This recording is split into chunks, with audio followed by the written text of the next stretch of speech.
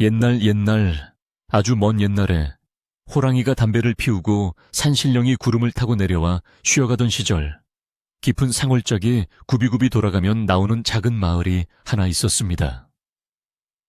이 마을은 사방이 높은 산으로 둘러싸여 있어 마치 어머니의 포근한 품속에 안긴 듯 아늑하고 평화로운 곳이었는데, 아침이면 안개가 자욱하게 피어올라 신비로운 기운을 자아내고, 저녁이면 밥 짓는 연기가 모락모락 피어올라 구수한 냄새가 온 동네를 감싸는 그런 정겨운 마을이었습니다. 봄에는 진달래가 흐드러지게 피고, 가을에는 단풍이 붉게 물들어 절경을 이루었지만, 마을 사람들에게는 해가 지면 절대로 가까이 가지 않는 금기시된 장소가 딱 한 군데 있었으니, 그곳은 바로 마을 어귀에서 읍내로 나가는 길목에 자리 잡은 버드나무 고개라고 불리는 오래된 언덕이었습니다. 버드나무 고개는 그 이름처럼 수백 년은 좋게 묵었을 법한 거대한 버드나무들이 길 양옆으로 늘어서서 마치 귀신이 머리를 풀어 헤친 듯 가지를 축 늘어뜨리고 있는 곳이었는데, 낮에 보아도 그 그늘이 짙어 서늘한 기운이 감돌았고, 밤이 되면 바람에 흔들리는 나뭇가지 소리가 마치 누군가가 흐느껴 우는 소리처럼 들려 마을 사람들은 그곳을 지나갈 때마다 오금을 저리곤 했습니다. 더욱이 그 고개 너머에는 주인을 알 수 없는 오래된 무덤들이 여기저기 흩어져 있어 공동묘지나 다름없었으니, 어른들은 아이들에게 해가 지면 절대 그 근처에 얼씬도 하지 말라고 신신당부했고, 혹여나 늦은 밤에 그곳을 지나야 할 일이 생기면 차라리 먼 길을 돌아갈지언정 그 고개는 넘지 않으려 했습니다. 하지만 이 마을에는 유독 겁이 없고 마음씨가 비단결처럼 고운 선돌이라는 청년이 살고 있었는데, 그는 홀로 계신 노모를 지극정성으로 모시는 효자로 마을 사람들의 칭송이 자자했습니다. 선돌이는 남의 어려운 일을 보면 그냥 지나치지 못하고 제 일처럼 나서서 도와주는 성품을 지녔으며, 산에서 나무를 하다가도 작은 짐승이 다친 것을 보면 정성껏 치료해 돌려보낼 만큼 생명을 귀하게 여기는 따뜻한 마음을 가진 청년이었습니다. 비록 집안 형편은 넉넉지 않아 남의 집 일을 거들며 근근히 살아가고 있었지만, 그의 얼굴에는 언제나 맑은 미소가 떠나지 않았고, 마을 어른들을 공경하는 태도가 깍듯하여 동네 처녀들의 마음을 설레게 하는 듬직한 일꾼이기도 했습니다. 어느 늦가을 찬바람이 옷깃을 여미게 만들던 날, 선돌이의 어머니가 갑자기 몸져 눕게 되었는데, 평소 건강하시던 분이 시름시름 앓으며 자리에서 일어나지 못하자 선돌이의 근심은 이만저만이 아니었습니다. 마을 의원에게 보여도 차도가 없자 선돌이는 읍내에 나가 용하다는 약방에서 약을 지어오기로 결심하고, 아침 일찍 서둘러 채비를 마친 뒤 집을 나섰지만 읍내까지는 꼬박 한나절을 걸어야 하는 먼 길이었기에 발걸음을 재촉해야만 했습니다. 그는 어머니가 어서 쾌차하기만을 바라는 간절한 마음으로 산을 넘고 물을 건너 읍내로 향했고, 머릿속에는 오로지 어머니께 다려드릴 약 생각뿐이라 다리 아픈 줄도 모르고 쉼없이 걸었습니다. 읍내에 도착했을 때는 이미 해가 중천을 지나 그림자가 길게 늘어진 시간이었는데, 장날이라 그런지 약방에는 사람들로 북적였고, 약을 짓는데 생각보다 많은 시간이 걸려 선돌이는 초조한 마음으로 순서를 기다려야만 했습니다. 약재를 구하고 정성껏 달인 약첩을 받아 소중하게 품에 안았을 때는 이미 붉은 노을이 서산마루에 걸려 있었고, 서둘러 돌아가지 않으면 캄캄한 산길을 헤매야 한다는 생각에 선돌이는 잠시도 지체할 틈 없이 다시 마을로 향하는 길을 재촉했습니다. 돌아가는 길은 올 때보다 더 멀게만 느껴졌고, 밤이 깊어질수록 기온은 뚝 떨어져 입김이 하얗게 서릴 정도가 되었지만, 그는 어머니를 생각하며 부지런히 발을 놀렸습니다. 해가 완전히 떨어지자 사방은 칠흑 같은 어둠에 잠겼고, 하늘에는 그날따라 달빛조차 희미하여 한치 앞을 분간하기 어려웠지만, 선돌이는 익숙한 감각에 의지해 산길을 걸어 나갔습니다. 숲속에서는 부엉이가 부엉부엉 하고 우는 소리가 들려왔고, 마른 낙엽이 발에 밟혀 바스락거리는 소리가 유난히 크게 울려 퍼져 마치 누군가가 뒤를 밟는 듯한 착각을 불러일으켰지만 선돌이는 헛기침을 한번 크게 하고는 무서움을 떨쳐내려 애썼습니다. 그는 평소 귀신 이야기를 믿지 않는 편이었지만 오늘따라 유독 밤 공기가 무겁고 차갑게 느껴져 자신도 모르게 옷깃을 더욱 단단히 여미게 되었고 품속에 넣은 약봉지가 식지 않도록 손으로 꼭 감싸 쥐었습니다.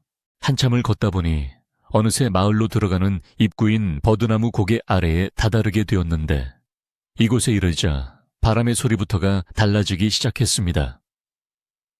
다른 곳에서는 그저 스치듯 불던 바람이 이곳에서는 윙윙거리는 소리를 내며 거칠게 몰아쳤고 길게 늘어선 버드나무 가지들이 서로 부딪히며 기괴한 마찰음을 만들어내 마치 수많은 사람들이 웅성거리는 듯한 소음이 귀를 어지럽혔습니다.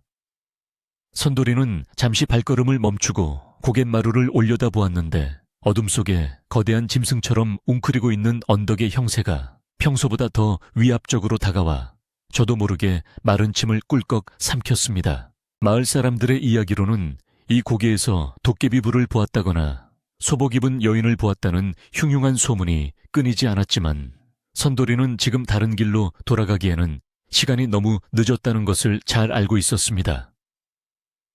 어머니가 기다리실 텐데 조금이라도 빨리 가서 약을 드려야 한다는 효심이 두려움을 눌렀고 그는 심호흡을 한번 크게 내쉬고는 고개를 넘기로 마음을 굳혔습니다.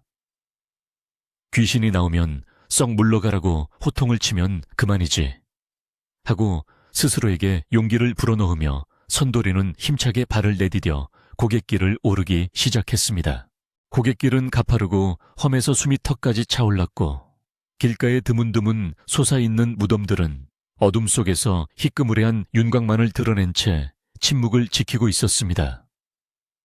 어떤 무덤은 봉분이 무너져 내려 있었고 어떤 무덤은 잡초가 무성하게 자라있어 보는 이로 하여금 인생의 덧없음을 느끼게 했지만 선돌이는 최대한 앞만 보고 걸으려 노력했습니다. 그런데 고개 중간쯤에 이르렀을 때 바람소리 사이로 기이한 소리가 섞여 들려오기 시작했는데 그것은 짐승의 울음소리도 아니었고 나뭇가지가 부러지는 소리도 아닌 분명 사람의 목소리 같았습니다. 처음에는 자신의 귀가 잘못된 것이라 여겨 고개를 세차게 흔들며 발걸음을 재촉하려 했지만 그 소리는 점점 더 선명하고 뚜렷하게 들려와 선돌이의 발목을 잡았습니다. 자장, 자장, 우리 아기.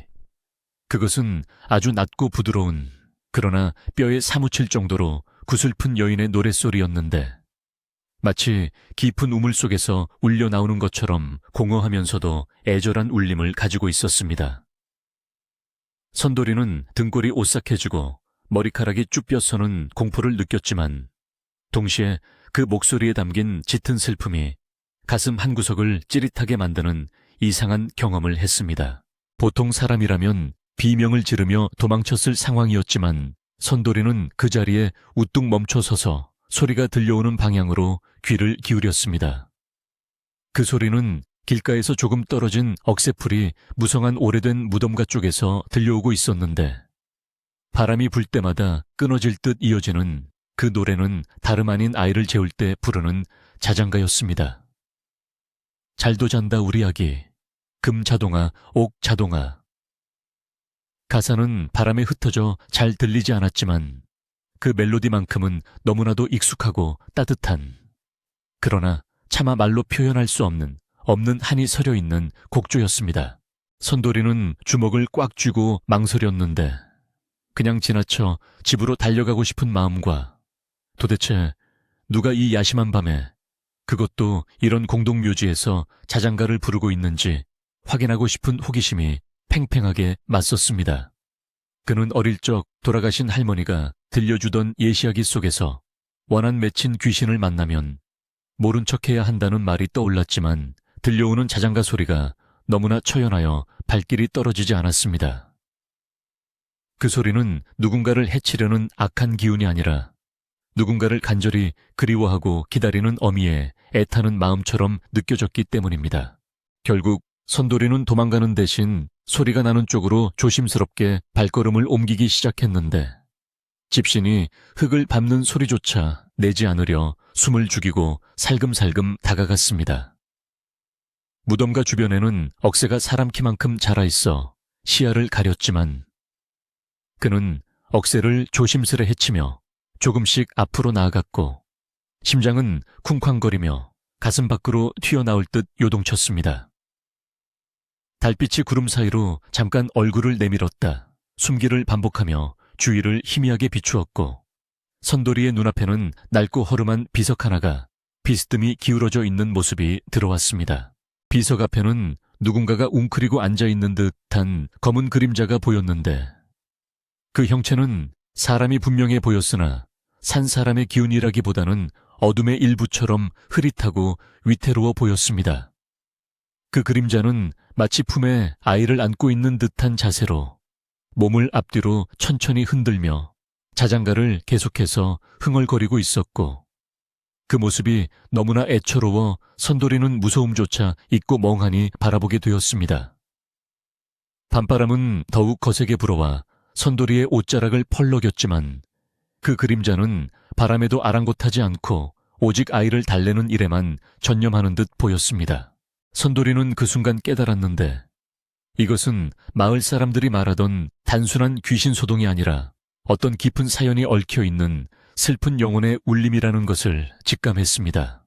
그는 자신이 지금 보고 있는 것이 헛것이 아님을 확인하기 위해 눈을 비벼보았지만 자장가 소리는 여전히 귓가에 맴돌며 그의 마음을 파고들었습니다. 집에서 어머니가 자신을 기다리고 있을 것이라는 생각에 잠시 갈등했지만 이 슬픈 영혼을 그냥 두고 간다면 평생 마음의 짐이 될 것 같다는 생각이 들어 그는 쉽게 자리를 뜨지 못했습니다. 그때 갑자기 바람이 뚝 멈추고 사방이 쥐죽은 듯 고요해지더니 자장가 소리도 뚝 끊겼습니다. 선돌이는 숨을 멈추고 긴장된 눈빛으로 그림자를 응시했는데 웅크리고 있던 그림자가 서서히 고개를 들어 선돌이가 있는 쪽을 바라보는 듯한 느낌을 받았습니다. 얼굴은 어둠에 가려 보이지 않았지만 그 시선만은 서늘하고도 강렬하게 느껴져 선돌이는 저도 모르게 뒷걸음질을 칠 뻔했습니다. 하지만 그는 용기를 내어 도망치지 않고 그 자리를 지켰으며 마음속으로 나는 당신을 해치러 온 것이 아닙니다 라고 되뇌며 진심을 전달하려 애썼습니다.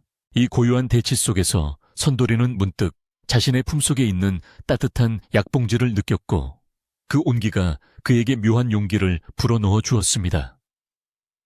산 사람은 따뜻한 온기가 있고 죽은 자는 차가운 항이만 있을 뿐이지만 지금 이 순간만큼은 산자와 죽은 자의 경계가 허물어지는 듯한 기분이 들었습니다. 선돌이는 자신이 왜 이곳에 멈춰 섰는지, 왜 이 소리에 이끌렸는지 명확히 설명할 수는 없었지만 이것이 단순한 우연이 아니라는 확신만은 점점 강해졌습니다. 선돌이는 마른 침을 삼키며 조심스럽게 입을 열려고 했지만 목소리가 나오지 않아 헛바람만 새어 나왔습니다. 그는 다시 한번 심호흡을 하고는 마음을 가다듬으며 이 늦은 밤 산길을 지나는 나그네로서 예의를 갖추기로 마음먹었습니다. 비록 상대가 사람이든 귀신이든 슬픔에 잠겨있는 존재에게 함부로 대할 수는 없는 노릇이었기에 그는 최대한 공손한 자세를 취하며 그 자리에 서 있었습니다. 구름에 가려졌던 달이 다시 나타나 비석 주변을 은은하게 비추자 그림자의 윤곽이 조금 더 또렷하게 드러났습니다. 그것은 낡고 해진 흰 무명옷을 입은 여인의 모습이었는데 머리는 헝클어져 있었고 어깨는 가냘프게 떨리고 있었습니다. 여인은 품에 아무것도 안고 있지 않았지만 마치 소중한 아이를 꼭 껴안고 있는 것처럼 팔을 모으고 있었으며 그 빈 팔이 보는 이의 가슴을 더욱 아프게 만들었습니다. 선돌이는 그 모습에서 자신의 어머니가 자신을 키우며 겪었을 고단함과 희생을 떠올렸고 왠지 모를 동질감과 연민을 느끼며 눈시울이 붉어졌습니다. 선돌이는 조심스럽게 한 발짝 더 다가가며 자신이 이곳에 있음을 알리는 인기척을 냈습니다. 저 누구십니까? 이 밤중에 홀로 어찌 이러고 계십니까? 그의 목소리는 떨렸지만 진심이 담겨 있었고 밤 공기를 가르며 조용히 퍼져 나갔습니다. 여인은 대답 없이 그저 고개만 푹 숙인 채 다시 자장가를 흥얼거리기 시작했는데 이번에는 그 소리가 아까보다 훨씬 더 슬프고 애절하게 들려와 선돌이의 발을 땅에 못 박은 듯 꼼짝 못하게 만들었습니다. 밤은 깊어만 가고 마을에서는 개 짖는 소리조차 들리지 않는 깊은 침묵이 흘렀습니다. 선돌이는 이 기이한 만남이 오늘 밤으로 끝나지 않을 것임을, 그리고 자신이 이 슬픈 자장가의 사연을 풀어주어야만 할 것 같은 예감을 강하게 느꼈습니다. 그는 서두르지 않고 여인의 노래가 끝날 때까지 그 곁을 지키기로 결심하며 차가운 밤이슬을 맞으며 묵묵히 서 있었습니다. 선돌이의 머리 위로 별똥별 하나가 길게 꼬리를 물며 떨어졌고 산골 마을의 밤은 그렇게 신비롭고도 두려운 이야기를 품은 채 깊어가고 있었습니다. 선돌이는 품 안의 약을 다시 한번 확인하며 내일 날이 밝으면 반드시 이 무덤의 주인이 누구인지, 무슨 사연이 있어 이토록 구슬피 우는 것인지 마을 어른들에게 여쭈어 보리라 다짐했습니다. 그렇게 버드나무 고개의 밤은 선돌이와 이름 모를 여인의 영혼이 함께하는 기묘한 시간으로 채워지고 있었습니다. 선돌이는 마치 꿈속을 거니는 듯 몽롱한 정신으로 간신히 고개를 넘어 마을 어귀에 도착했는데 익숙한 집 대문이 눈앞에 보이자 그제야 긴장이 풀리며 다리가 후들거려 주저앉을 뻔했습니다. 그는 떨리는 가슴을 진정시키며 서둘러 부엌으로 들어가 아궁기에 불을 지피고 읍내에서 지어온 약재를 정성껏 탕기에 넣어 다리기 시작했습니다. 타닥타닥 타오르는 장작불 소리와 구수하게 퍼지는 약냄새가 차가웠던 그의 몸과 마음을 녹여주었고 방 안에서 기침소리를 내며 뒤척이는 어머니의 인기척이 그를 다시 현실의 삶으로 돌아오게 만들었습니다. 선돌이는 약이 다 다려지자 호호 불어시킨 뒤 어머니께 드렸고 약을 드시고 편안해진 얼굴로 다시 잠드시는 어머니를 보며 안도의 한숨을 내쉬었지만 고갯마루에서 들었던 그 처연한 자장가 소리는 여전히 귓가에 맴돌아 좀처럼 잠을 이룰 수 없었습니다. 다음날 아침 밝은 해가 떠올라 마을을 환하게 비추었지만 선돌이의 마음 한구석에는 여전히 어젯밤의 기억이 짙은 안개처럼 남아 사라지지 않았습니다. 그는 평소처럼 일찍 일어나 마당을 쓸고 소에게 여물을 주며 하루를 시작했지만 문득문득 멍하니 산 쪽을 바라보는 일이 잦아졌고 그럴 때마다 등골이 서늘해지는 기분을 느꼈습니다. 마을 사람들은 여느 때와 다름없이 밭으로 나가 일을 하고 아낙네들은 내게 모여 빨래를 하며 웃음꽃을 피웠지만 선돌이는 그 평화로운 풍경 속에 섞여들지 못하고 혼자만의 생각에 깊이 잠겨 있었습니다. 그는 자신이 본 것이 헛것이었기를 바라는 마음과 그 슬픈 여인의 정체가 무엇인지 알고 싶은 호기심 사이에서 갈팡질팡하며 묵묵히 일손을 놀릴 뿐이었습니다. 해가 중천에 떴을 무렵 마을 정자나무 아래 평상에는 점심참을 먹기 위해 사람들이 하나둘 모여들기 시작했는데 그곳에서 유난히 크고 수다스러운 목소리가 들려왔습니다. 그 목소리의 주인공은 마을에서 소문난 수다쟁이이자 겁쟁이인 칠성이였는데 그는 평소에도 작은 일을 크게 부풀려 말하기를 좋아하고 남의 일에 참견하기를 즐기는 성격이라 마을 사람들 사이에서는 확성기라는 별명으로 불리곤 했습니다. 칠성이는 땀을 뻘뻘 흘리며 헐레벌떡 뛰어와 평상 한가운데 자리를 잡고 앉더니 마치 대단한 구경거리라도 생긴 양눈을 동그랗게 뜨고 사람들을 불러 모으기 시작했습니다. 이보게들 내 말 좀 들어보소. 어젯밤에 내가 기가 막힌 꼴을 봤지. 뭔가 마을 사람들은 칠성이의 호들갑에 혀를 차면서도 워낙 심심한 산골 마을이라 무슨 재미난 이야기거리가 있나 싶어 하나둘 칠성이 주변으로 모여들었습니다. 칠성이는 사람들이 모이자 의기양양해져서 침을 튀기며 이야기를 시작했는데 그 내용은 선돌이가 겪은 일과는 전혀 다른 괴기스럽고 공포스러운 이야기였습니다. 내가 어젯밤에 술 한잔하고 기분 좋게 들어오다가 버드나무 고개 근처에서 소변이 마려워 잠시 멈췄는데 글쎄, 저기 무덤가에서 머리를 산발한 귀신이 눈에서 시뻘건 불을 뿜으며 나를 쳐다보지 않겠나. 칠성이는 손짓 발짓을 섞어가며 귀신의 모습을 흉내냈고 사람들은 겁을 먹으면서도 흥미진진한 표정으로 그의 이야기에 빠져들었습니다. 칠성이의 이야기는 점점 더 과장되어 갔는데 그는 귀신이 날카로운 손톱을 세우고 자신을 덮치려 했으며 자신이 젖먹던 힘을 다해 도망쳐 겨우 목숨을 건졌다고 떠벌렸습니다.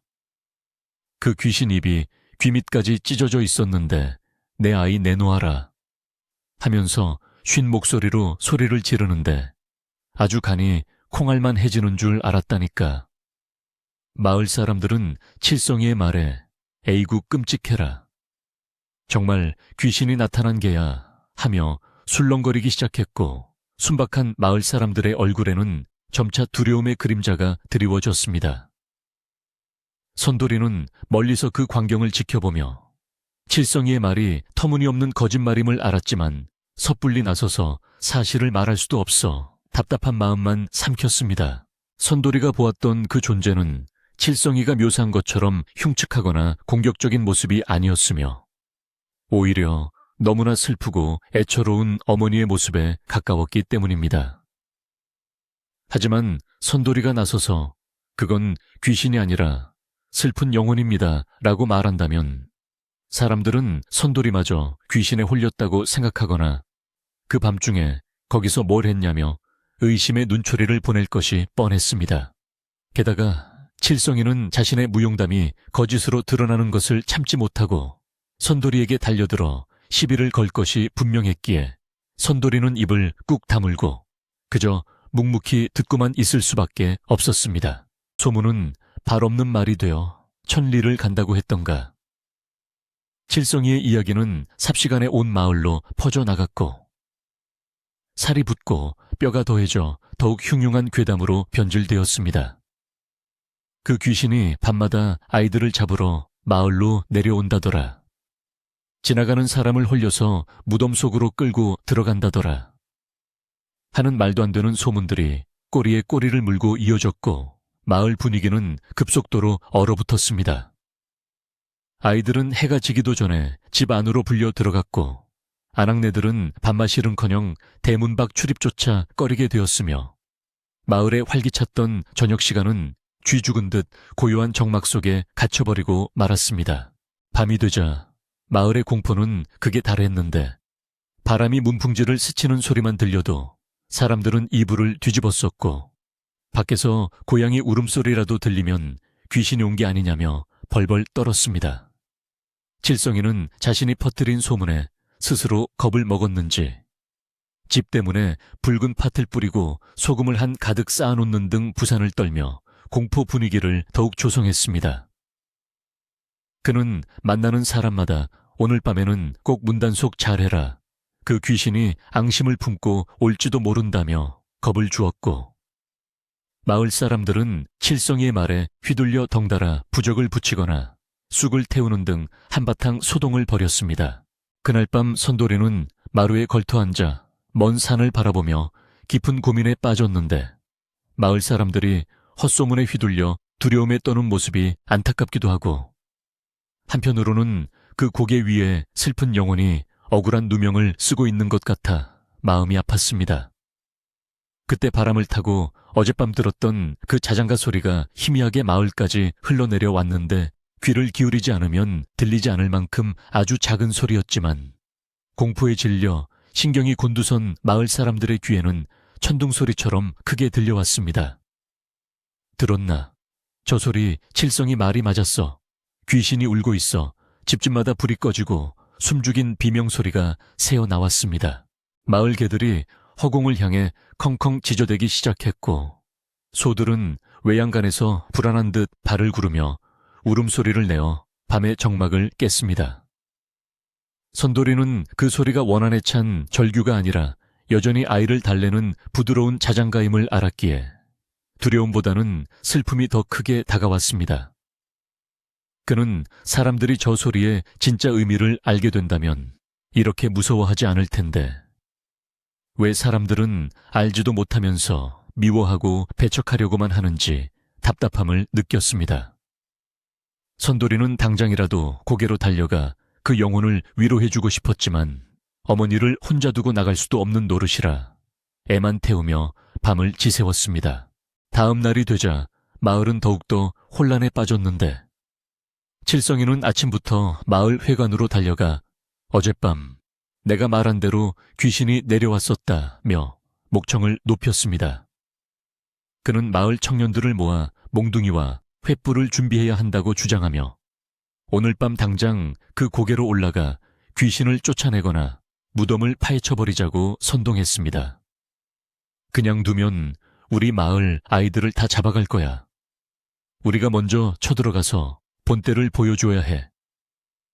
겁에 질린 사람들은 칠성이의 무모한 계획에 동조하며 하나둘 농기구를 들고 모여들기 시작했고 마을은 마치 전쟁터에 나가는 병사들처럼 살벌한 기운이 감돌았습니다. 선돌이는 이대로 두었다가는 큰일이 나겠다는 생각에 급히 사람들이 모인 곳으로 달려가 그들을 말리려 했습니다. 여러분, 진정하십시오. 무작정 쳐들어간다고 해결될 일이 아닙니다. 그리고 그 소리는 누군가를 해치려는 소리가 아니었어요. 하지만 흥분한 사람들의 귀에 선돌이의 말은 들리지 않았고 오히려 칠성이는 선돌이를 쏘아붙이며 비아냥거렸습니다. 뭐야, 너 지금 귀신 편을 드는 거야? 아니면 겁쟁이라서 뒤로 빠지려는 거야? 사내 대장부가 되어서 마을을 지킬 생각은 안 하고. 칠성이의 선동에 사람들은 선돌이를 향해 혀를 차며 수군거렸고 선돌이는 억울함에 얼굴이 붉어졌지만 다수의 광기 앞에서 속수무책이었습니다. 그때 마을 어귀에서 지팡이를 짚는 소리와 함께 묵직한 헛기침 소리가 들려왔는데 그 소리에 왁자지껄하던 사람들이 일순간 조용해지며 길을 터주었습니다. 나타난 사람은 마을에서 가장 나이가 많고 지혜롭기로 소문난 왕 할머니였는데 허리는 굽었지만 눈빛만은 형형하게 살아있어 젊은이들도 함부로 대하지 못하는 마을의 큰 어른이었습니다. 왕 할머니는 천천히 걸어와 칠성이와 흥분한 사람들 앞에 섰고 그들을 쭉 둘러보며 나직하지만 힘있는 목소리로 꾸짖었습니다. 다들 제정신들이 아니구나. 도대체 무엇이 그리 무서워 산 사람끼리 이리 소란을 피우는 개냐. 칠성이는 왕 할머니 앞에서도 기죽지 않고 억울하다는 듯 대들었습니다. 할머니 모르셔서 그래요. 저 고개 넘어 귀신이 우리를 다 죽이려고 밤마다 울어댄단 말입니다. 당장 가서 없애버려야 해요. 왕 할머니는 칠성이의 말을 듣고 혀를 끌끌 차며 지팡이로 바닥을 쿵 내리찍었습니다. 네, 이놈 칠성아, 내 놈이 본 것이 진짜 귀신인지 내 마음속의 두려움인지 어찌 아느냐. 그리고 설사 귀신이라 한들 그들이 우리에게 해코지를 했더냐. 밤마다 들려오는 소리는 악다구니가 아니라 슬피 우는 곡소리거늘 그것을 듣고 불쌍히 여기지는 못할 망정. 몽둥이를 들고 설치다니 천벌이 두렵지도 않느냐. 왕 할머니의 호통에 사람들은 꿀먹은 벙어리가 되어 고개를 숙였고 칠성이도 얼굴이 벌개져 슬금슬금 뒷걸음질을 쳤습니다.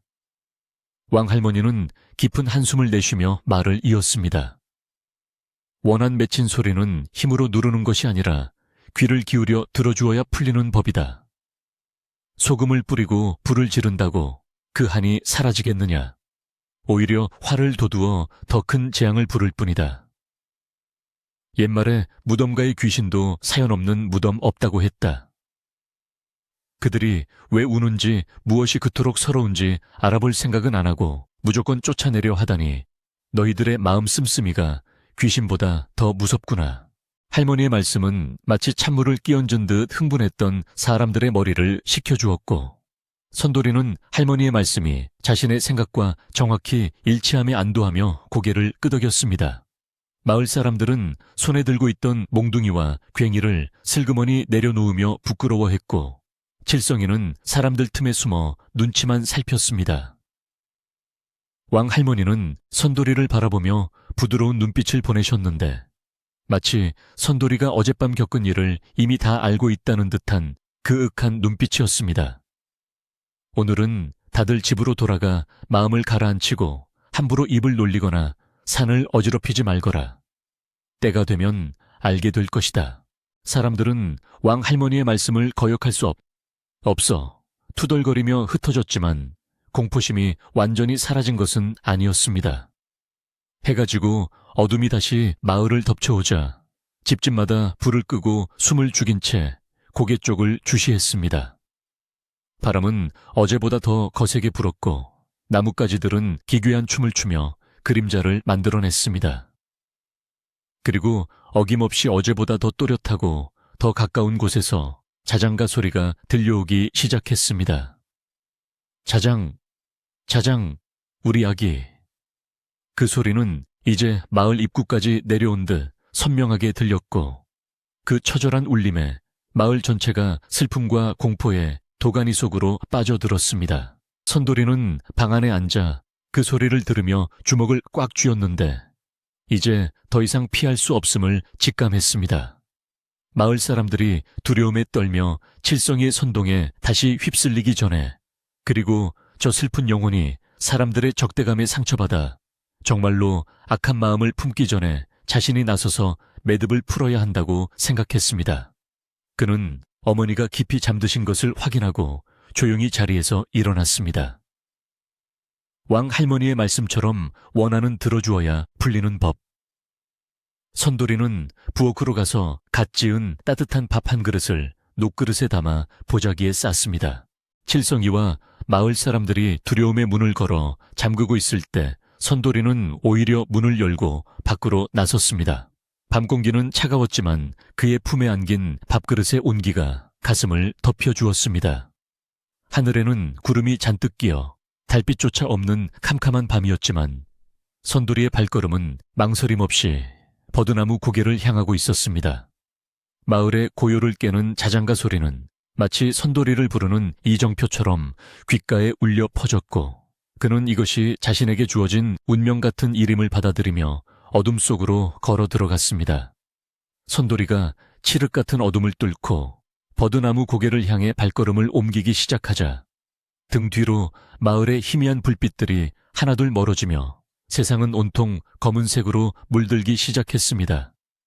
품 안에 아는 녹그릇의 따스한 온기만이 그가 살아있는 사람이라는 것을 증명해주는 유일한 위로였고 차가운 밤바람은 마치 그의 결심을 시험하려는 듯 옷깃 사이로 파고들어 살갗을 에이는 듯한 추위를 선사했습니다.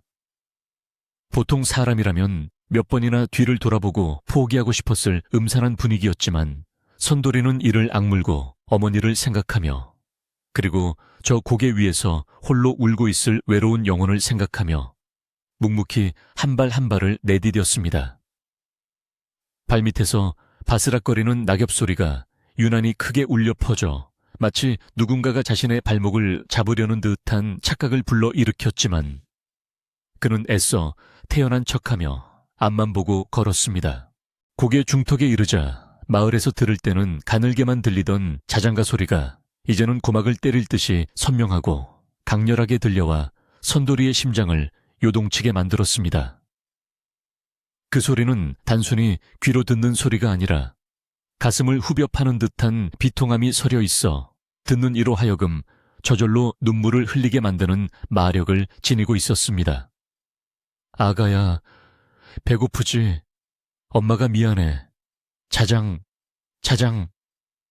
가사는 이제 명확하게 들려왔고 그 목소리에는 굶주림과 추위에 떨며 죽어가는 순간의 고통과 아이를 지키지 못했다는 죄책감이 절절하게 묻어나고 있었습니다. 선돌이는 그 목소리의 주인이 겪었을 끔찍한 고통이 자신의 몸으로 전해져 오는 듯하여 잠시 다리에 힘이 풀려 비틀거렸지만 지팡이를 땅에 깊이 박으며 간신히 중심을 잡았습니다. 버드나무들이 빽빽하게 들어선 고갯마루에 도착하니 앙상한 가지들이 바람에 이리저리 흔들리며 마치 귀신들이 머리카락을 풀어헤치고 춤을 추는 듯한 기괴한 그림자를 만들어냈습니다. 달빛조차 구름 뒤로 숨어버린 그곳은 그야말로 이승과 저승의 경계인 듯 공기의 흐름조차 정지된 것 같은 무거운 침묵과 서늘한 한기가 감돌고 있었습니다. 선돌이는 숨을 죽이고 어제 그 여인을 보았던 무덤가를 향해 시선을 돌렸는데 그곳에는 어제보다 더 또렷한 형체가 되어 나타난 여인이 땅을 파헤칠 듯한 기세로 무언가를 찾으며 울부짖고 있었습니다. 그녀의 모습은 칠성이가 말했던 것처럼 괴물이거나 악귀의 형상이 아니었지만 산 사람의 눈으로 보기에는 너무나 처참하고 비극적인 몰골을 하고 있었습니다. 여인의 옷은 다해져서 살이 훤히 드러나 보였고 앙상하게 마른 팔다리는 뼈만 남아있어 바람이 불면 톡하고 부러질 것만 같았으며 헝클어진 머리카락 사이로 보이는 얼굴은 핏기 하나 없이 창백했습니다. 하지만 선돌이의 눈을 가장 아프게 한 것은 그녀가 품에 안고 있는 것이 살아있는 아이가 아니라 차갑고 딱딱한 길가의 돌덩이였다는 사실이었습니다. 여인은 그 돌덩이가 마치 자신의 소중한 아기인 양품에 꼭 끌어안고 자신의 헐벗은 옷자락으로 감싸주려 애쓰고 있었으며 나오지도 않는 젖을 물리려는 듯 가슴을 헤치고 돌덩이에 얼굴을 비비고 있었습니다. 나오거라, 제발 나오거라, 우리 아기 배고프다. 그녀의 쉰 목소리는 절규에 가까웠고 그 모습은 차마 눈뜨고 볼 수 없을 만큼 처절했습니다. 선돌이는 그 순간 자신이 마주한 존재가 단순히 마을을 떠도는 잡귀가 아니라 지독한 가난과 굶주림 속에서 자식을 살리려다 끝내 함께 생을 마감한 비운의 어머니임을 확신하게 되었습니다. 아마도 그녀는 흉년이 들었을 때 국어를 하러 다니던 유민이었거나 갈 곳 없이 떠돌다 이 고개에서 최후를 맞이한 나그네였을 것입니다. 마을 사람들이 따뜻한 아랫목에서 밥을 먹고 잠을 잘 때 그녀는 이 차가운 고개에서 아이를 안고 추위와 배고픔에 떨며 도움의 손길을 기다리다 서서히 죽어갔을지도 모른다는 생각이 들자 선돌이는 가슴 한구석이 찢어지는 듯 단 아픔을 느꼈습니다. 그녀의 원한은 누군가를 해치려는 아기가 아니라 살려달라는 마지막 외침이 아무에게도 닿지 않았던 그 서러움에서 비롯된 것이 분명했습니다. 선돌이는 떨리는 손으로 품 안에 있던 녹그릇을 꺼내 들었는데 보자기를 풀자 하얀 김이 모락모락 피어오르며 고슬고슬하게 지어진 하얀 쌀밥이 모습을 드러냈습니다. 구수한 밥 냄새가 차가운 밤 공기를 타고 퍼져나가자 정신없이 돌덩이를 어루만지던 여인의 움직임이 뚝 멈추었고 그녀는 천천히 고개를 들어 냄새가 나는 쪽을 바라보았습니다. 퀭하게 들어간 그녀의 눈동자는 초점이 없었지만 밥 냄새를 맡는 순간 본능적인 갈망이 일렁이며 코를 킁킁거리는 모습이 보였습니다. 선돌이는 용기를 내어 한 발짝 더 다가가며 최대한 부드럽고 다정한 목소리로 말을 건넸습니다. 아주머니 배고프시지요? 따뜻한 밥 좀 드세요. 아기도 같이 드시게 제가 넉넉히 가져왔습니다. 선돌이의 목소리에 여인은 경계하는 듯 몸을 움츠렸다가 선돌이가 내민 밥그릇을 보고는 홀린 듯이 비틀비틀 다가오기 시작했습니다. 그녀의 발은 땅에 닿지 않고 허공에 떠 있는 듯 했으나 밥을 향한 그녀의 집착은 산 사람의 그것보다 훨씬 더 강렬하고 절박해 보였습니다. 그러나 바로 밥을 먹을 것이라는 예상과 달리 여인은 밥그릇 앞에 다다르자마자 자신의 입으로 가져가는 대신 품에 안고 있던 돌덩이에 밥풀을 떼어 문지르기 시작했습니다. 아가야, 맘마 먹자. 쌀밥이다. 네가 그렇게 먹고 싶어 하던 하얀 쌀밥이다. 그녀는 자신의 굶주림은 뒷전인 채 이미 생명이 없는 돌덩이에 밥을 먹이려 애쓰며 눈물을 뚝뚝 흘리고 있었습니다. 이 광경을 목격한 선돌이는 억장이 무너져 내리는 것 같아 차마 말을 잇지 못하고 입을 틀어막은 채 흐느꼈습니다. 죽어서 귀신이 되어서조차 자식 걱정에 밥 한 술 편히 넘기지 못하는 그 모정이 너무나 안타깝고 서러웠기 때문입니다. 여인은 돌덩이가 밥을 먹지 않자 당황하며 소리를 지르기 시작했습니다. 왜 안 먹니? 왜 울지도 않니? 엄마가 밥을 구해왔는데 제발 눈 좀 떠봐라. 그녀의 절규는 밤하늘을 찢어 놓을 듯 날카롭게 울려 퍼졌고 주변의 버드나무 가지들이 미친 듯이 흔들리며 그녀의 슬픔에 동조했습니다. 그것은 단순한 공포가 아니라 세상의 모든 어머니들이 겪을 수 있는 가장 깊은 슬픔의 밑바닥을 보여주는 장면이었습니다. 선돌이는 더 이상 지켜보고만 있을 수 없어 무릎을 꿇고 앉아 여인의 눈을 똑바로 바라보며 진심을 다해 호소했습니다. 아주머니, 아기는 이제 배고프지 않습니다. 아기는 좋은 곳에 가서 배불리 먹고 곤히 잠들었습니다.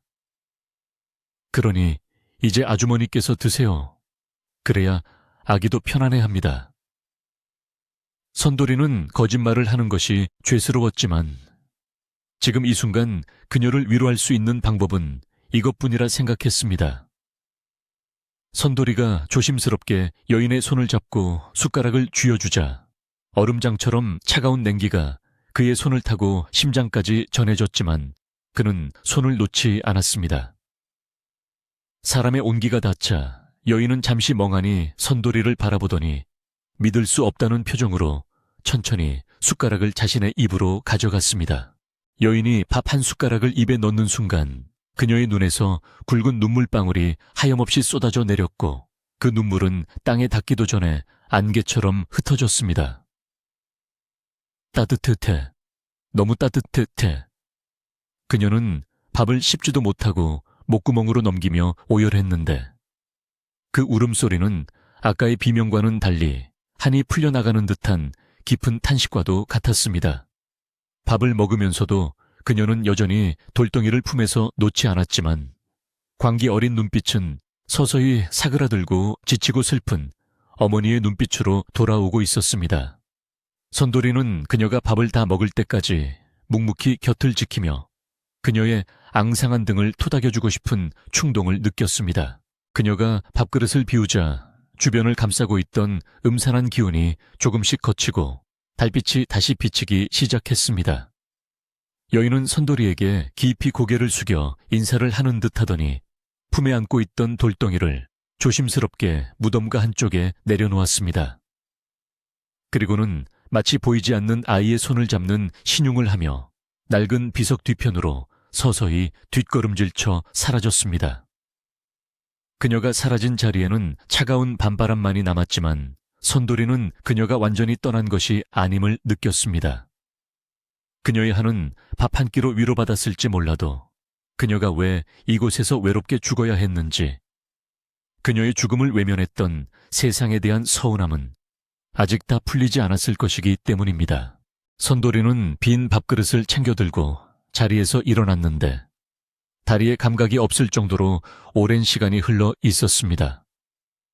동쪽 하늘이 푸르스름하게 밝아오며 새벽이 오고 있음을 알렸지만 선돌이의 마음은 오히려 밤보다 더 무겁게 가라앉았습니다.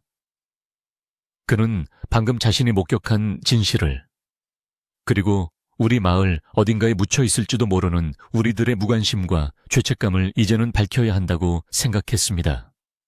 그녀가 안고 있던 돌덩이, 그것은 그녀의 아이이자 동시에 마을 사람들이 외면했던 양심의 무게였던 것입니다. 선돌이는 단순히 귀신을 쫓는 굿을 하거나 제사를 지내는 것으로 끝낼 일이 아니라는 것을 뼈저리게 느꼈습니다. 선돌이는 버드나무 고개를 내려오며 어젯밤 칠성이와 마을 사람들이 몽둥이를 들고 설치던 모습을 떠올렸습니다. 그들은 두려움 때문에 진실을 보려 하지 않았고 자신들의 안위만을 걱정하며 약자를 괴물로 몰아세웠습니다. 선돌이는 이제 자신이 마을로 내려가서 해야 할 일이 무엇인지 분명히 알았습니다.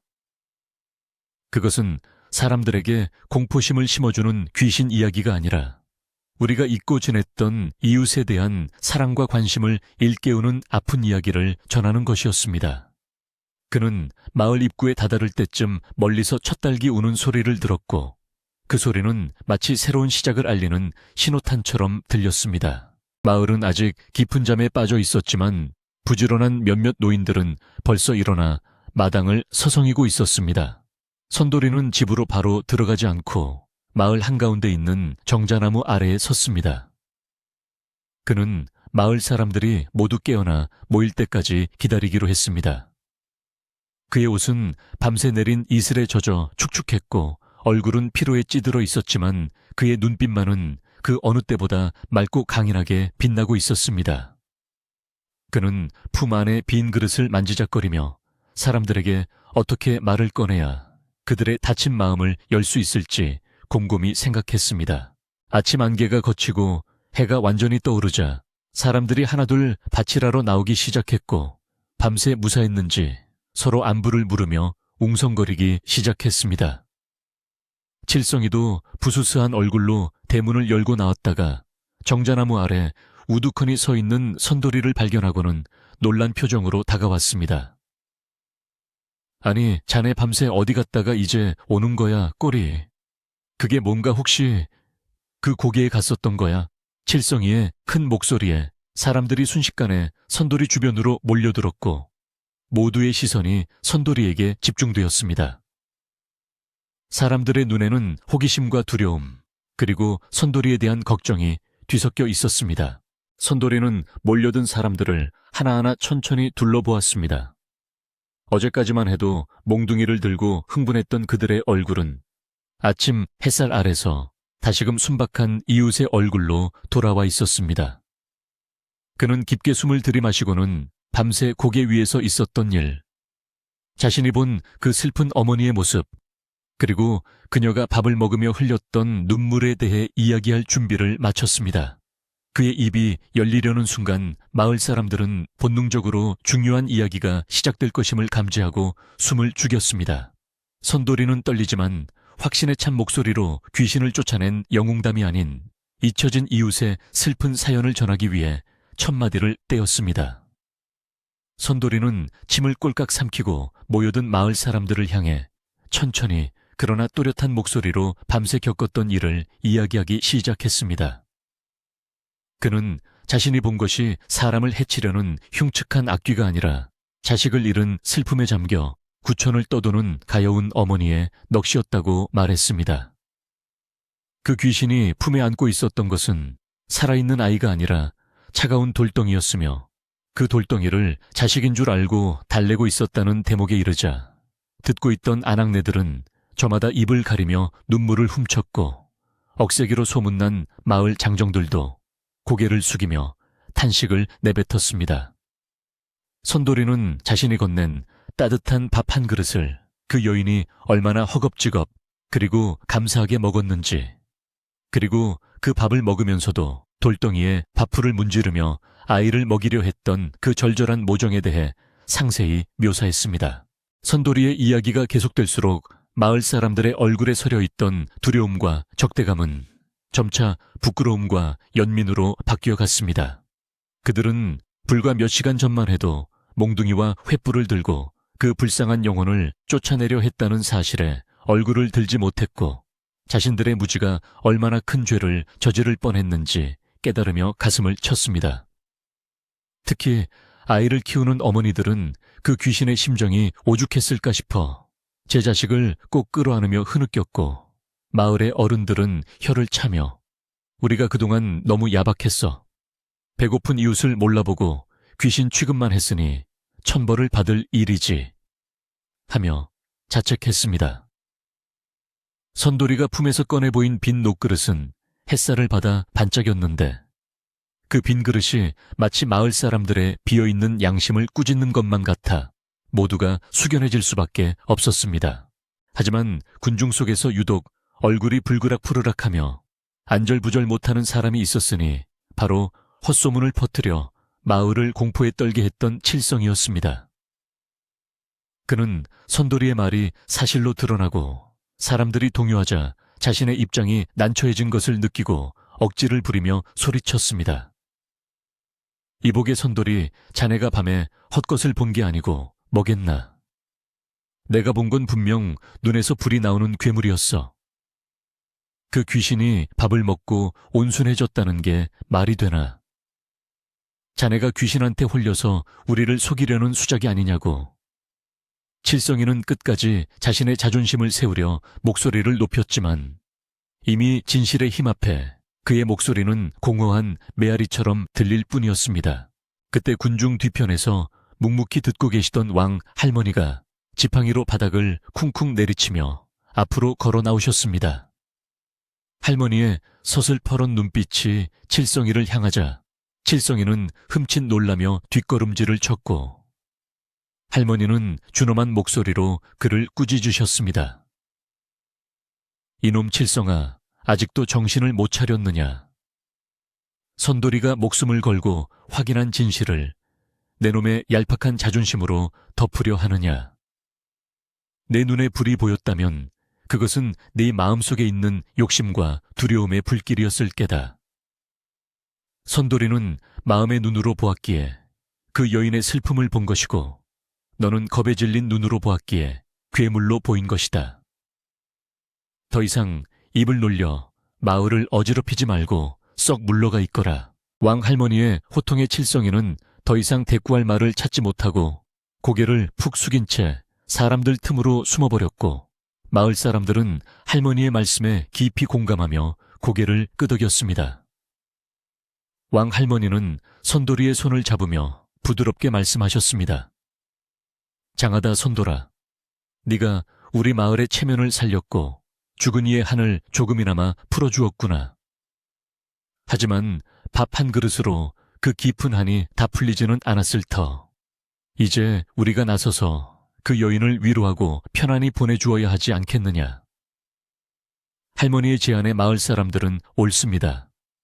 그렇게 해야지요 하며 이구동성으로 찬성했고 마을의 분위기는 순식간에 숙연하면서도 따뜻한 기운으로 바뀌었습니다. 마을 이장님은 즉시 사람들을 모아 의논을 시작했는데 무기를 들고 싸우러 가려 했던 계획은 전면 취소되고 대신 정성껏 제사상을 차려 그 고개로 올라가 위령제를 지내기로 결정했습니다. 아낙네들은 각자 집으로 달려가 쌀을 씻고 떡을 찌며 가장 좋은 과일과 포를 준비하기 시작했고 남자들은 낙과 톱을 챙겨 들고 고갯마루에 무성한 잡초를 베어내고 무너진 봉분을 다듬을 채비를 서둘렀습니다. 마을 전체가 마치 큰 잔치라도 벌이는 것처럼 분주하게 움직였지만 그 움직임 속에는 경망스러움 대신 진심 어린 정성과 미안함이 가득 담겨 있었습니다. 선돌이도 피곤함을 잊고 앞장서서 사람들을 도왔는데 그의 마음은 그 어느 때보다 가볍고 뿌듯했습니다.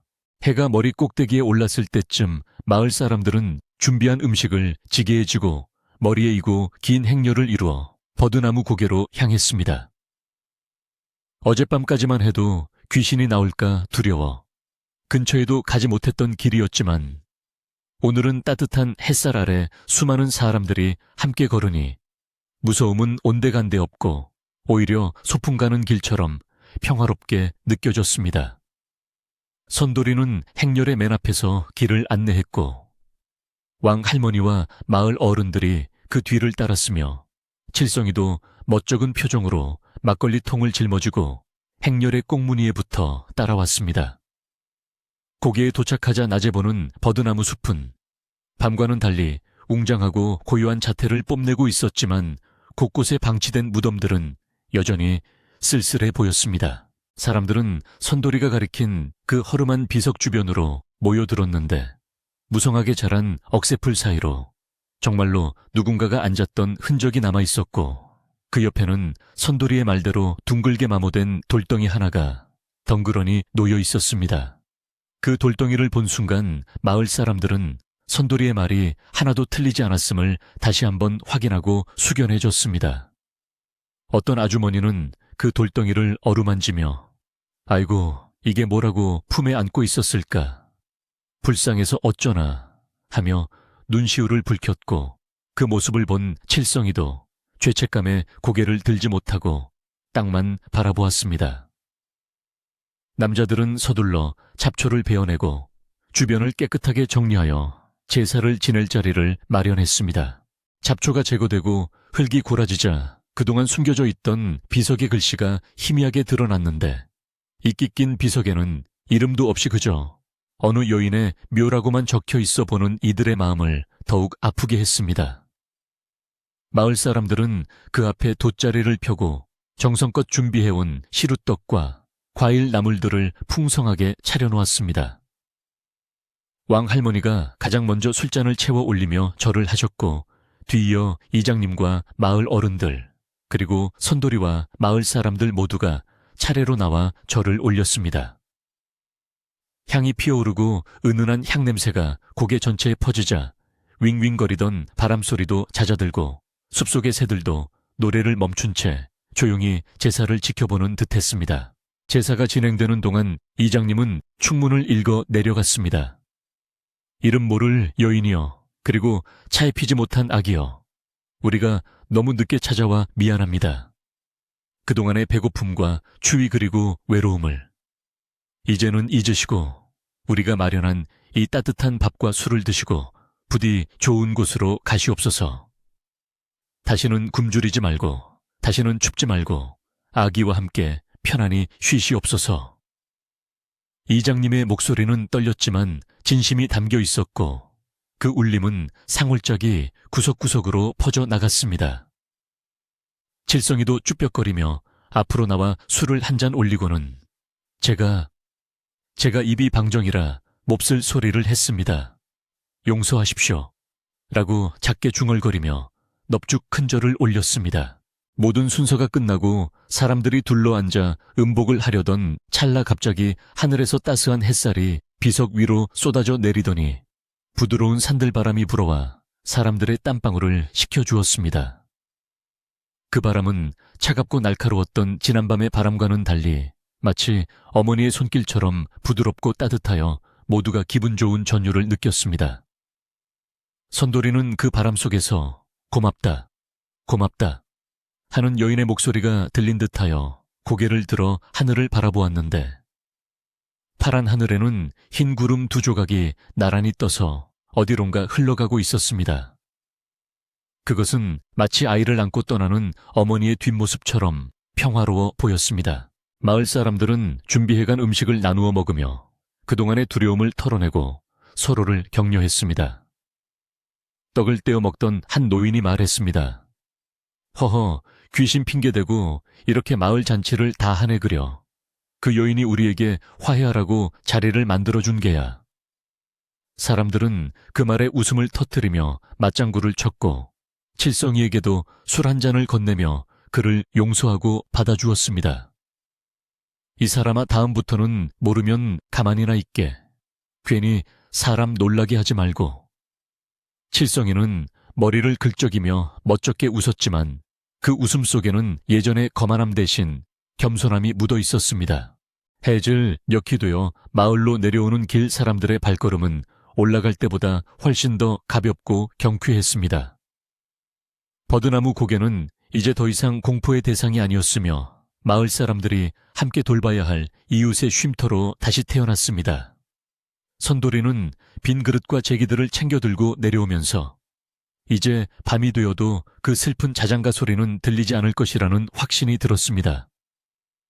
마을 어귀에 들어서자 집집마다 밥 짓는 연기가 다시 피어오르기 시작했는데 그 풍경이 어찌나 정겹고 따뜻하게 느껴지던지 선돌이는 눈물이 핑 돌았습니다. 저녁이 되자 선돌이네 집 마당에는 마을 사람들이 다시 모여들었습니다. 제사 음식을 나누고 남은 재료들로 커다란 가마솥에 국밥을 끓여온 동네가 함께 저녁을 먹기로 한 것입니다. 마당 한가운데 모닥불을 피워놓고 멍석을 깔아 앉으니 남녀노소 할 것 없이 모두가 한 식구처럼 어우러졌습니다. 왕 할머니는 아랫목에 앉아 아이들에게 옛날 이야기를 들려주시고 젊은이들은 장단을 맞추며 노래를 불렀으며 아낙네들은 국을 퍼 나르느라 분주했습니다. 선돌이는 어머니를 모시고 나와 평상에 앉혀 드렸는데 어머니의 얼굴에도 오랜만에 화색이 돌아 선돌이의 마음을 기쁘게 했습니다. 칠성이는 오늘 하루 겪은 일로 인해 많이 얌전해졌지만 여전히 사람들의 놀림감이 되어 분위기를 띄우는 역할을 했습니다. 그래 칠성아, 그 불 뿜는 귀신은 이제 어디로 갔나? 동네 형님이 짓궂게 묻자 칠성이는 얼굴을 붉히며 대답했습니다. 아이고, 형님도 참, 제가 눈이 삐었었나 봅니다. 이제부턴 밤에 다닐 때 눈 똑바로 뜨고 다니겠습니다요.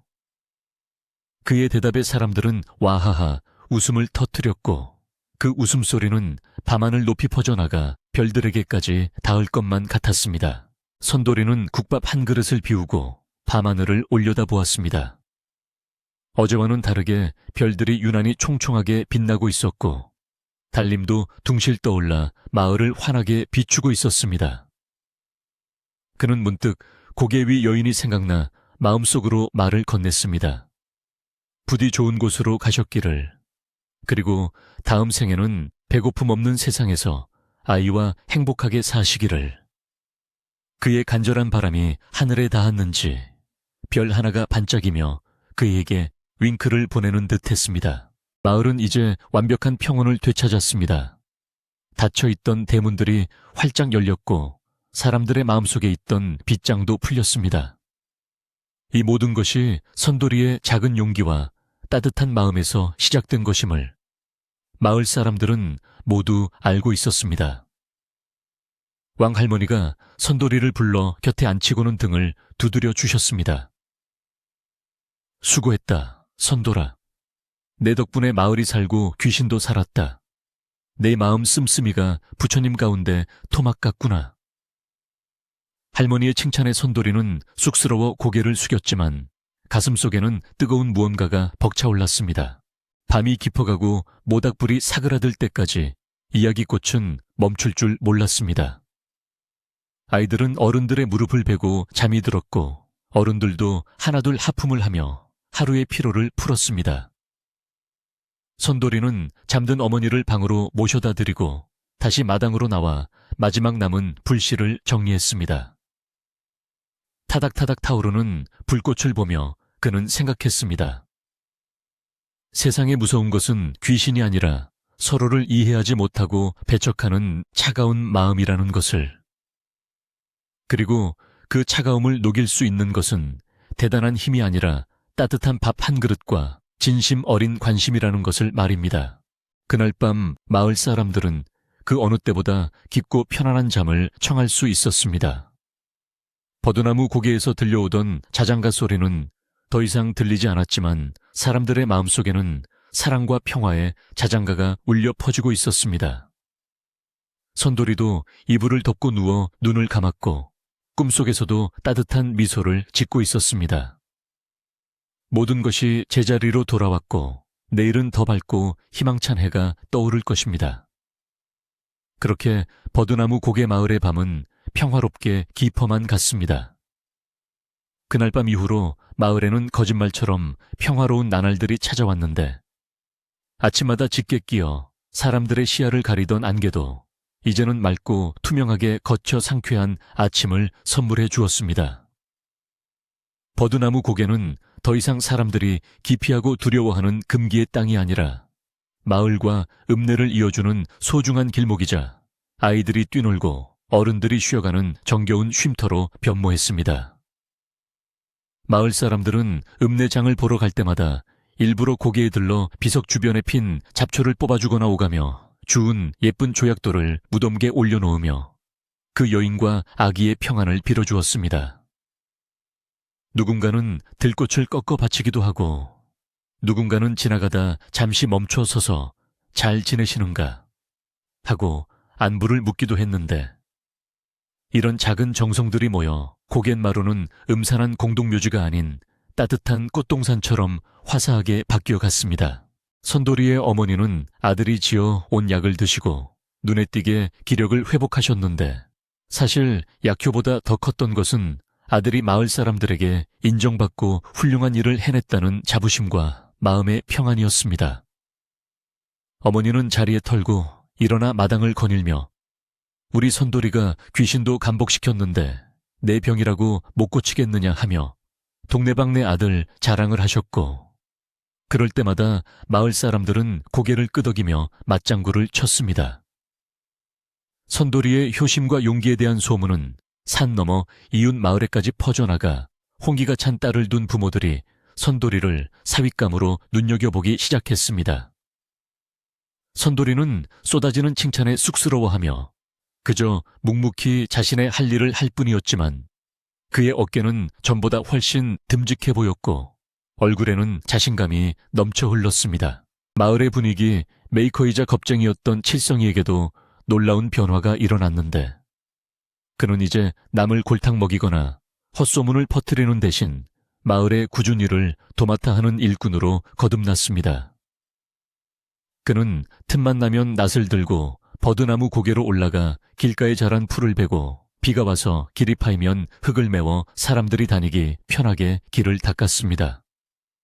사람들이 칠성이가 웬일이냐, 해가 서쪽에서 뜨겠다 하고 놀려도 그는 내가 지은 죄가 있으니 이렇게라도 갚아야지. 그리고 내가 길을 잘 닦아놔야 그 모자 무지도 저승 가는 길이 편안하지 않겠어 하며 사람 좋은 웃음을 지어 보였습니다. 칠성이의 진심 어린 변화는 마을 사람들에게 또 다른 감동을 주었고 그를 바라보는 시선도 따가운 눈총에서 따뜻한 격려로 바뀌게 되었습니다. 계절은 흘러 어느덧 찬바람이 불고 흰 눈이 소복이 쌓이는 겨울이 찾아왔지만 마을 사람들의 마음만은 그 어느 해보다 따뜻하고 훈훈했습니다.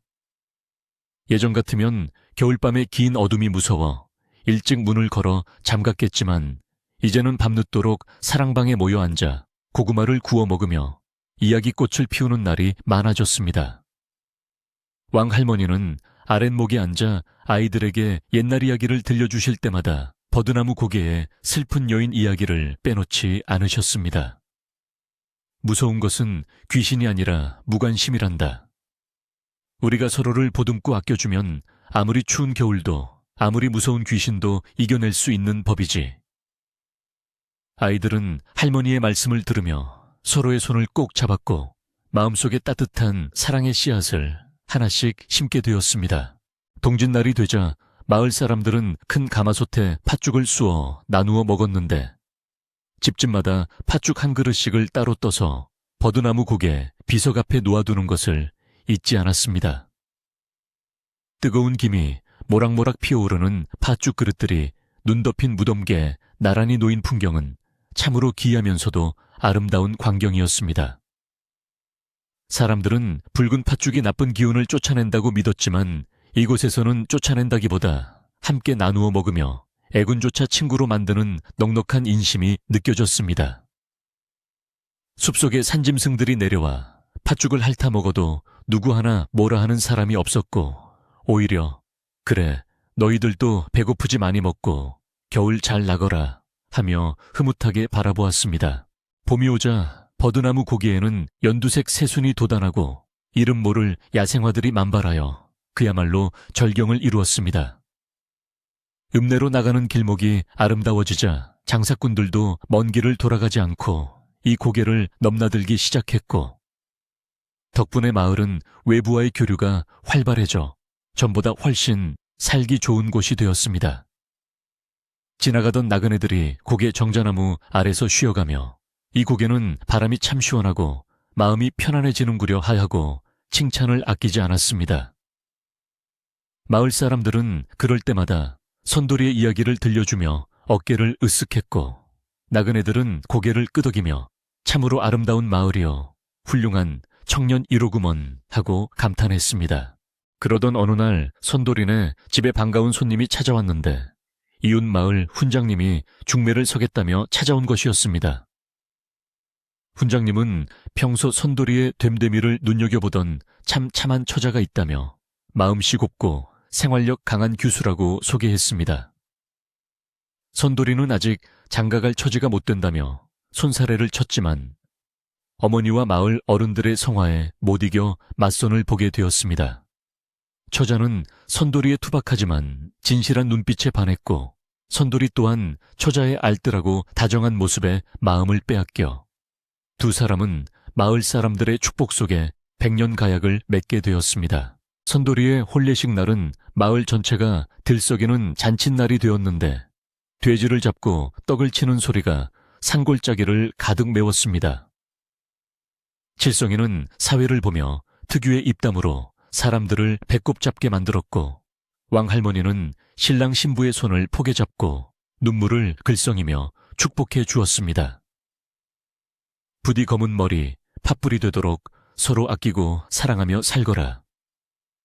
네가 베푼 덕이 너희 부부에게 복으로 돌아올 것이다. 신부의 볼은 연지곤지보다 더 붉게 물들었고 선돌이는 든든한 신랑이 되어 하객들에게 일일이 술잔을 올리며 감사의 인사를 전했습니다. 하늘도 축복하듯 맑고 푸르렀으며 버드나무 가지들은 산들바람에 춤을 추며 두 사람의 앞날을 축하해 주었습니다. 세월이 흘러 선돌이는 세월에 토끼 같은 자식들을 두고 다복한 가정을 꾸리게 되었는데 그는 아이들에게 항상 남을 배려하고 생명을 소중히 여기라고 가르쳤습니다. 여름밤이면 평상에 누워 아이들에게 자신이 겪었던 그날 밤의 이야기를 들려주곤 했는데 아이들은 무서워하기는커녕 아버지가 밥을 주셔서 귀신 아주머니가 안 울게 된 거죠. 하며 눈을 반짝였습니다. 선돌이는 아이들의 머리를 쓰다듬으며 그렇단다. 세상에 배고픈 서러운 만큼 큰 것은 없으니 너희는 항상 주변에 배고픈 이가 없는지 살피며 살아야 한다라고 일러주었습니다. 아이들은 아버지의 말씀을 가슴 깊이 새기며 마을의 작은 일에도 발벗고 나서는 착한 아이들로 자라났습니다. 선돌이의 집 곡간은 해마다 풍년이 들어 곡식이 가득 찼고 외양간에는 소가 늘어나는 등 집안 살림도 날로 번창했습니다. 사람들은 이것이 다 선돌이가 쌓은 덕업 때문이라며 부러워했지만 선돌이는 결코 자만하지 않고 가진 것을 이웃과 나누는데 인색하지 않았습니다. 흉년이 들면 곳간을 열어 어려운 이웃에게 곡식을 나누어 주었고 마을에 큰일이 생기면 제일 먼저 달려가 힘을 보탰습니다. 그는 늙어서도 지팡이를 짚고 버드나무 고개에 올라가 비석을 살피는 일을 게을리하지 않았는데 비석 옆에는 어느새 커다란 복숭아나무가 자라나 봄이면 분홍꽃을 피우고 여름이면 탐스러운 열매를 맺어 지나는 이들의 목을 축여주었습니다. 사람들은 그 나무를 선돌나무라고 부르며 아꼈습니다. 어느 늦은 가을밤 노인이 된 선돌이는 잠이 오지 않아 마루에 나와 앉아 밤하늘을 올려다보았습니다. 보름달이 둥실 떠올라 온 세상을 은은하게 비추고 있었고 마당 구석에서는 귀뚜라미가 맑은 소리로 노래하고 있었습니다. 그는 문득 젊은 날 그 고개에서 들었던 자장가 소리를 떠올려 보았는데 이제는 그 슬프고 처절했던 울음소리가 기억나지 않을 만큼 아득하게 느껴졌습니다. 대신 귓게는 바람이 나무짚을 스치는 평화로운 소리와 방 안에서 곤히 잠든 손주들의 숨소리만이 들려올 뿐이었습니다. 그는 입가에 잔잔한 미소를 머금으며 자신의 인생이 참으로 보람되고 따뜻했음을 되새겼습니다.